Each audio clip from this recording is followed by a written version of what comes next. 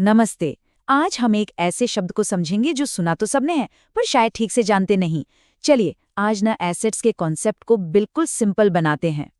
तो assets assets सुनते तो रहते हैं, पर सिंपल लैंग्वेज में मतलब आम बोलचाल में ये है क्या चीज, राइट? चलिए इसी को आज आसान बनाते हैं। एकदम सिंपल सी डेफिनेशन है इसकी। रेडी?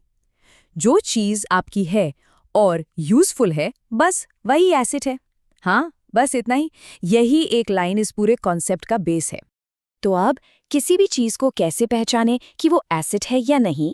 एक सिंपल सा 2 स्टेप टेस्ट है। स्टेप 1, क्या वो चीज अपनी है, मतलब ओनरशिप अपनी है?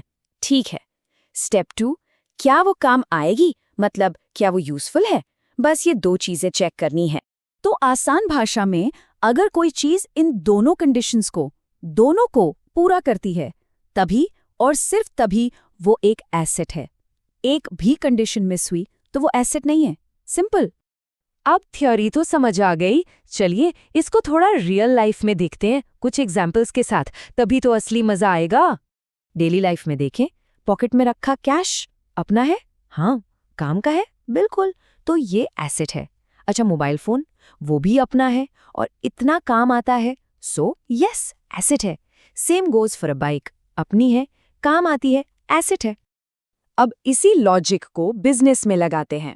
एक दुकान, शॉप, वो बिजनेस की है? हाँ। काम आती है? बिल्कुल, तो एसेट है।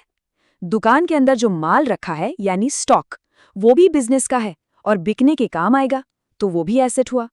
और वो मशीन जिससे सामान बनता है, वो तो पक्का एक बहुत जरूरी एसेट है। ठीक है, अब आते हैं सबसे इंपॉर्टेंट पार्ट पे। एक गोल्डन ट्रिक और एक कॉमन मिस्टेक जो सबको पता होनी चाहिए, ये हमेशा याद रखना। तो गोल्डन ट्रिक क्या है?